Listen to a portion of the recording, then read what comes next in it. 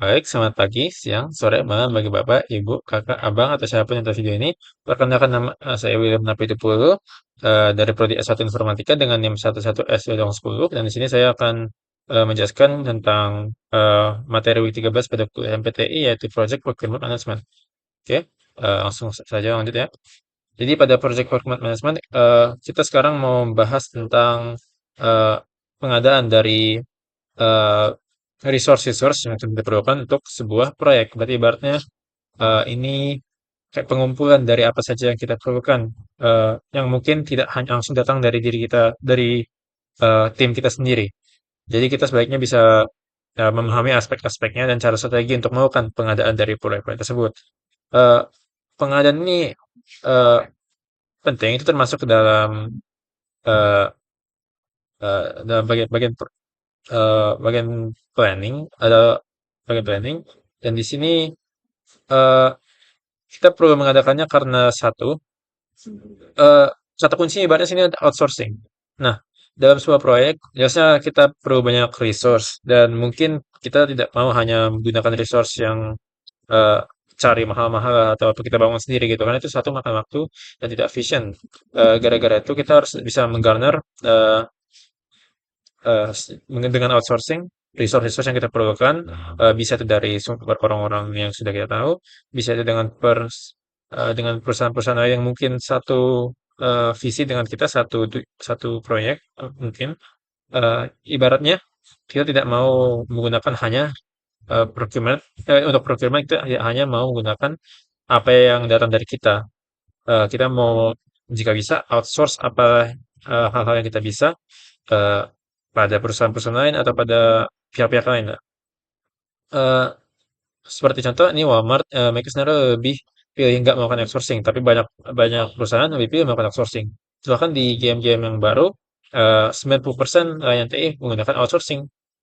Eh, dan gara-gara itu sebagian besar organisasi eh, memenuhi kebutuhan untuk memenuhi kebutuhan tersebut, maka mengeluarkan tenaga-tenaga kerja mereka agar dapat melakukan outsourcing biar sementara sehingga mereka dapat lebih mudah berpindah dari satu perusahaan ke perusahaan. Berarti itu guna outsourcing sebenarnya.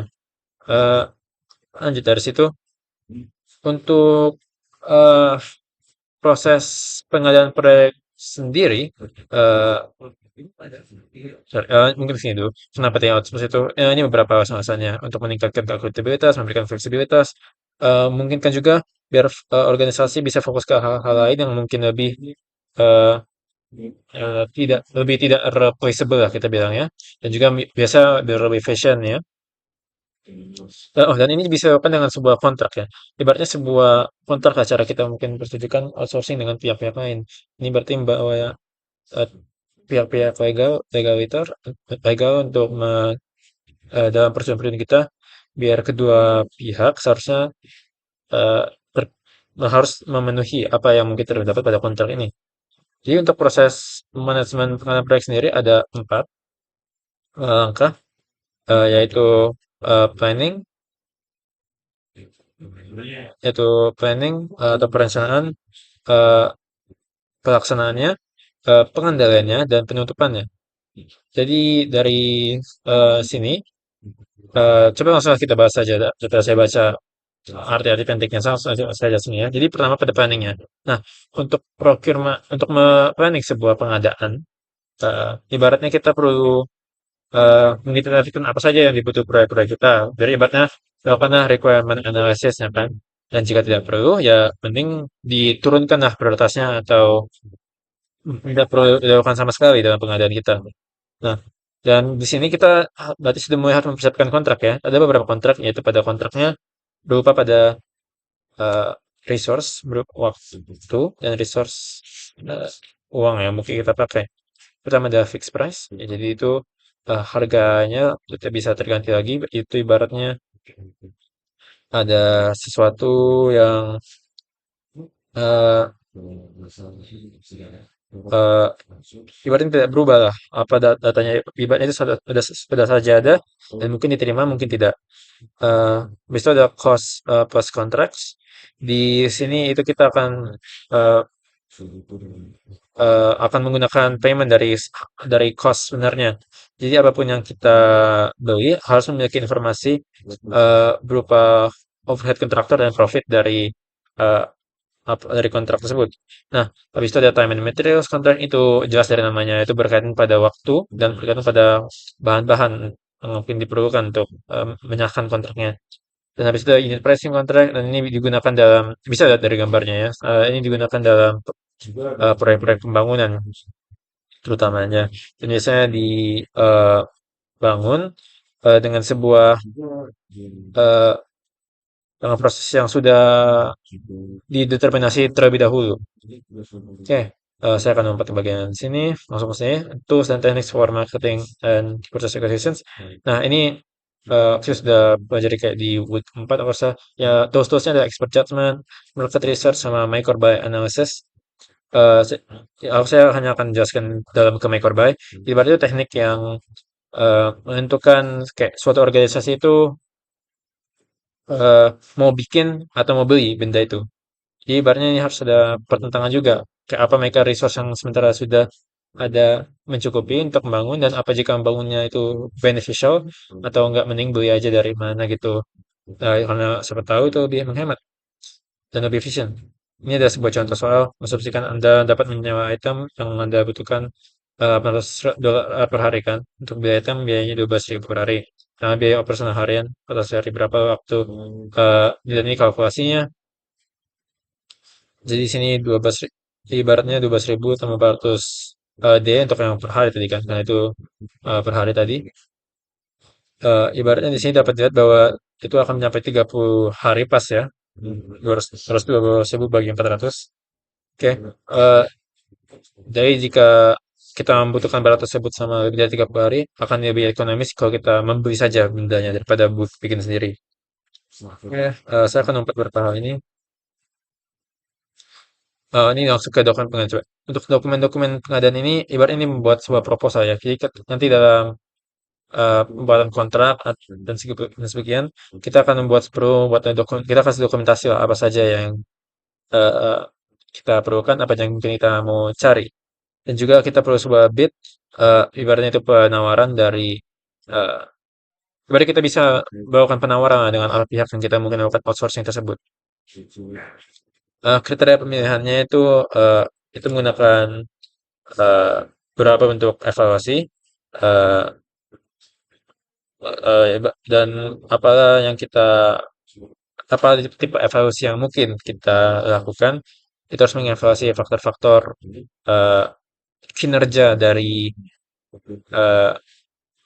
dari proses manajemen kita. Ibaratnya ini harus disesuaikan lah dengan bagaimana cara seorang PM eh, menjalankan proses proyek mereka. Yang kedua tadi ada conducting procurement. Nah ini memutuskan siapa yang akan melakukan pekerjaannya. Jadi ini penentuan kayak siapa saja yang akan melakukan pengadaan-pengadaan itu dan pendekatan-pendekatan apa ya sebaiknya seorang untuk melakukan, untuk memilih dan mengiklankan pengadaan barang jasa tadi. Jadi di sini ada beberapa cara mendekati peserta pemilihan, mendekati beberapa vendor potensial dan beri iklan kepada siapapun yang kita tarik. Oke, ini beberapa data dasar.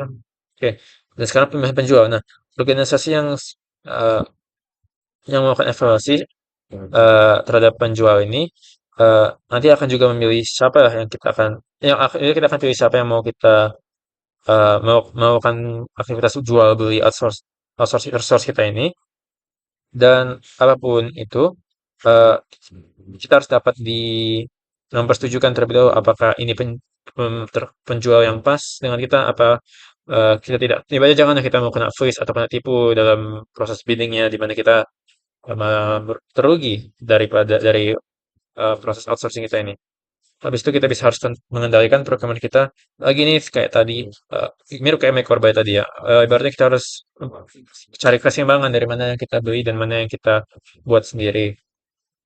Dan untuk pengendalian perubahan kontrak misalnya pada sini kita mungkin perlu melakukan pengubah ke kontraknya kan. Dan karena itu kita harus melakukan evaluasi untuk setiap perubahan yang mencakup eh, mengukur dampak dan analisis kita. Bagaimana perubahan akan mempengaruhi yang lingkup, waktu, biaya, dan kesebarang. Itu semua harus kita perhitungkan. Dan dari situ saran untuk dan pengendalian pengendalian kedua itu eh, proyek supaya semua orang tim harus terlibat. Tadi kan ini berhubungan analisis lah. Ini berhubungan pada tim kita, eh, pada perencanaan tim kita. Eh, Jadi kita harus memenuhi kebutuhan mesin bekerja, kita harus punya rencana cadangan, dan kita juga harus mengetahui lah sebagai tim ini alat dan teknik apa yang bisa alat dan teknik yang sebaiknya dipraktis untuk eh, dalam proses perfilman sini. Dan untuk menutupnya, melibatkan, oh maaf, saya ada buka tadi. Untuk menyelesaikan eh, pengiriman kontrak atau semua itu kan tidak perlu harus tentukan apakah semua pekerjaan diselesaikan dengan benar dan dimasukkan. Jadi semua ini memang harus kita dokumentasikan nanti memang sudah terpenuhinya apa ya tujuan awal kita dari melakukan program ini, dan kita dan kita lihat memang tercermin nggak di akhirnya. Beberapa praktis-praktis yang bagus ini biasanya dilakukan misalnya sebuah data science kita membangun model eh, yang menganalisis semua variabel-variabel yang mungkin perlu dianalisis. Eh, dan mengapa tidak mengodel proses pengadaan dari awal ekonomi ya kita bisa tahu mungkin tidak rasional eh, menggunakan hal tersebut. Eh, Mengapa tidak menerapkan rasionalitas itu juga menggunakan crowdsourcing. Ya, kita mengumpulkan ide dari sekelompok besar orang, berarti eh, crowdsourcing itu bagaimana teknik pengumpulan data dengan melihat sekumpulan besar orang dan melihat saja memang eh, pas nggak sih data, pas nggak sih outsource yang kita mau cari ini pas nggak dengan data yang mungkin kita temui dari proses crowdsourcing tersebut. Dan kayaknya itu saja sih untuk begini. Ada pokoknya 4 langkah ini yang penting: planning, conducting, controlling, sama closingnya. Eh Takeaway-nya dari planning itu mencari itu requirement analysis biasa lah. Eh, Conducting pre-commerce itu lebih ke menentukan siapa yang terbaik untuk melakukan pekerjaannya. Controlling untuk mengatur eh, jika pas atau enggak eh, persimbangan antara make dan buy kita. Lalu closing ya itu penutupan, em, revisi lah dari setelah hasil procurement ini udah pas belum untuk kita lakukan semuanya. Oke. Itu untuk bagian week eh, untuk bagian sesi satu. Bagian sesi satu sekian, terima kasih. Baik, sekarang saya akan masuk ke bagian sesi 2 ya. Bukan sesi 2, sesi materi kedua berhubungan tentang project stakeholder management. Nah, project stakeholder management dari judulnya pun nampak kan, ini berarti akan pokoknya manajemen yang akan bergantung pada sebuah stakeholder atau pada stakeholder-stakeholder yang mungkin memiliki bobot pada proyek kita ini. Nah, jadi ini summary-nya, bisa pada planning, executing, monitoring, dan closing-nya.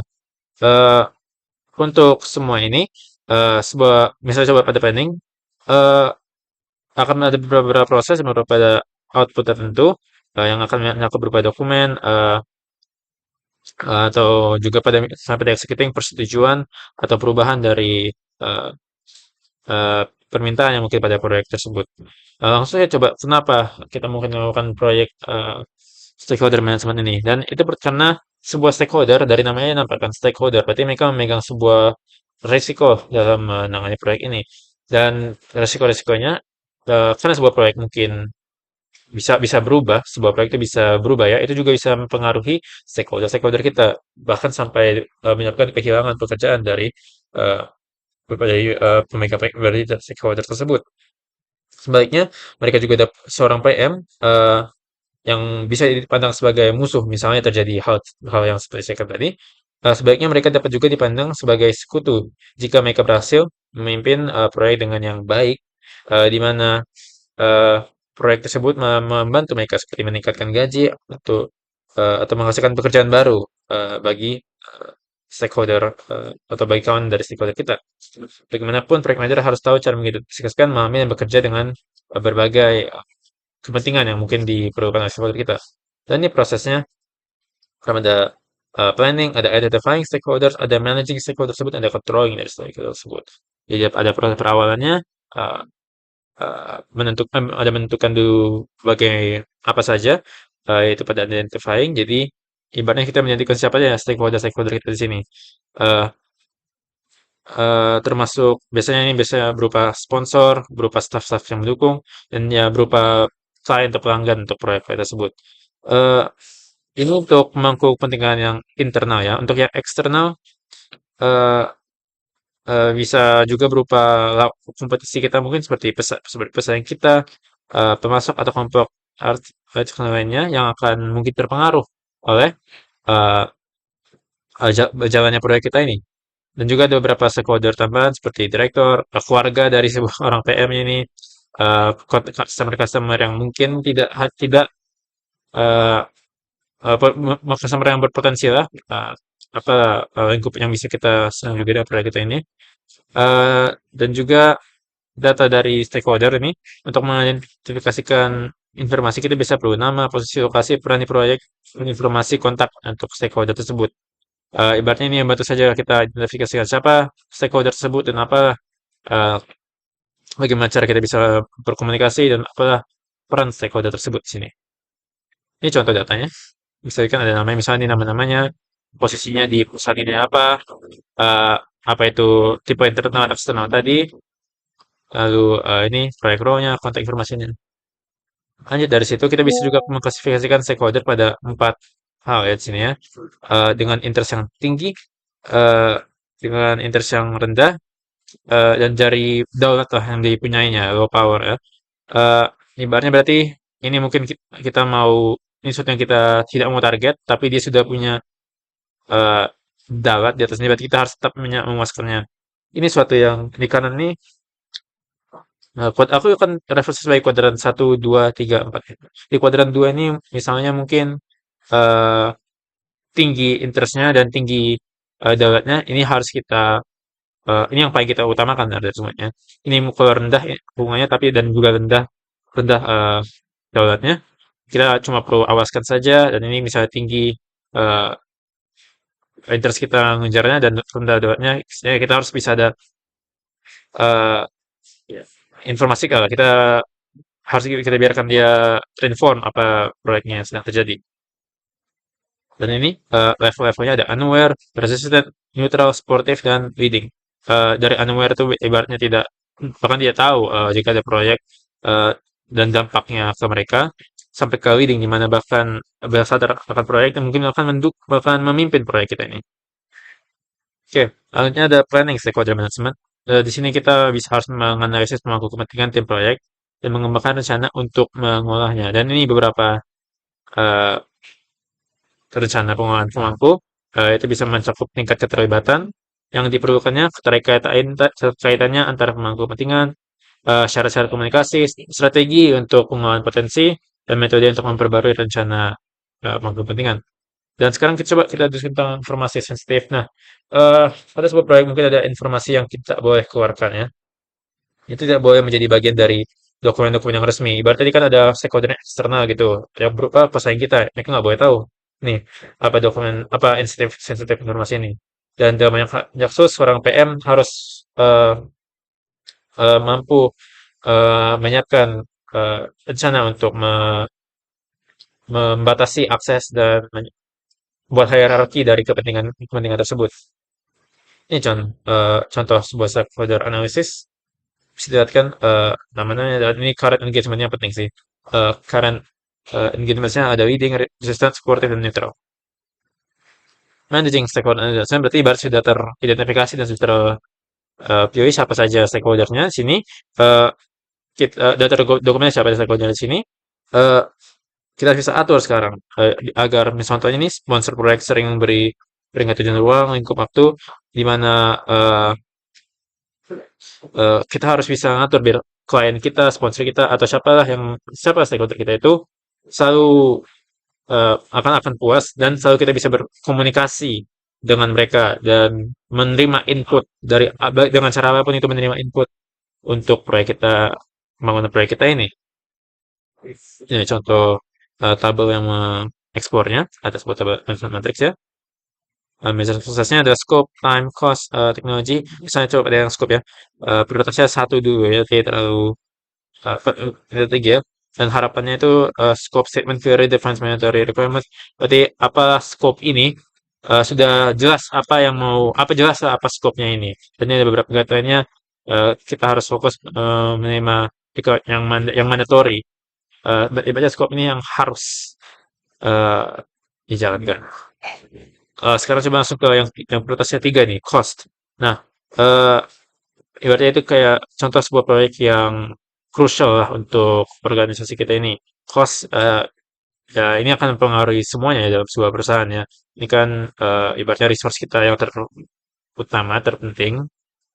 Dan sebaiknya ada peraturan-peraturan ketat untuk pendirian dari penggunaan dari resources sebuah perusahaan agar tidak menyakiti perusahaan dan tidak merugikan stakeholder ataupun siapa yang berkaitan dengan proyek ini. Saya akan menempatkan ini cuma berhubungan dengan masalah-masalah yang mungkin dialami. Bagaimana best practice untuk mendirikan manajemen engagement dengan stakeholder kita? Sebaiknya kita bisa uh, mengenali situasi-situasi uh, tertentu di mana mereka tidak seorang stakeholder yang mungkin tidak dapat memenuhi permintaan dari pemangku, eh, kita harus bisa mengantisipasi lah apa saja dari tipe bukan nggak harus dari tipe manusia, tapi dari eh, faktor-faktor yang kita bisa analisis dari stakeholder kita itu antisipasi apa saja yang mungkin terjadi, just kita harus tahu akibatnya, memiliki rencana darurat baik misal gagal sudah harus ada persiapannya dan semampu kita menghindari eh, sesuatu yang mengagetkan kita yang eh, eh, kita tidak mau untuk melakukan masalah sesuatu yang kita tidak siap ibaratnya. Dan sekarang untuk controlling stakeholder engagement ini sebenarnya tak bisa kita kendalikan, tapi kita bisa mengendalikan tingkat keterlibatan dari mereka. Eh, Keterlibatan mereka maksudnya itu kayak satu ya ini loh, yang contoh tadi ada dialog di mana orang mencari pemahaman dan solusi untuk masalah dengan pertanyaan bersama. Tapi juga bisa dalam dokumentasi atau juga dalam bentuk form apapun gitu. Ibaratnya hal-hal yang mengendalikan biar eh, ada struktur untuk engagement dengan stakeholder kita ini. Ini beberapa caranya. Aku bisa undang untuk bisa melakukan meeting, bisa menekankan dengan dialog saat ada pertemuan tersebut. Manajer proyek juga bisa bertemu secara langsung. Bahkan jadwal proyek harus mencakup ya. Ini yang terpenting kataku sih. Sebuah jadwal proyek harus memiliki rutin untuk menggunakan survei, menggunakan demonstrasi, menggunakan apapun lah. Bahkan pakai penandatangan sebuah laporan untuk dikirim ke stakeholder kita itu udah cukup ini. Dan sebuah stakeholder walaupun mungkin suaranya cuma sebagai pemberi saran atau sebuah pendukung ya, sebenarnya mereka juga eh, tim member yang kunci ya. Mereka juga sebenarnya target yang mau kita puaskan dalam proyek ini atau kita atau apa mereka juga ada target kita di dalam sebuah proyek dan pada proyek-proyek TI kita perlu memastikan bahwa kebutuhan pengguna bahwa kebutuhan-kebutuhan tersebut dipenuhi. Dan juga satu lagi kita juga bisa menggunakan software untuk membantu dalam ini. Ini secara tool yang paling bermanfaat kata saya. Eh, dengan sebuah software yang harusnya terbangunnya lengkap dengan fitur-fitur tertentu, eh, bisa termasuk media sosial juga nih. Bisa kita jalankan proyek stakeholder management dengan baik dengan lingkup yang eh, business friendly bahkan pada angka-angka yang besar. Dan kayak itu saja yang mau saya jelaskan dari bagian sini. Dan ya, itu untuk week 13. Ya, sekian terima kasih.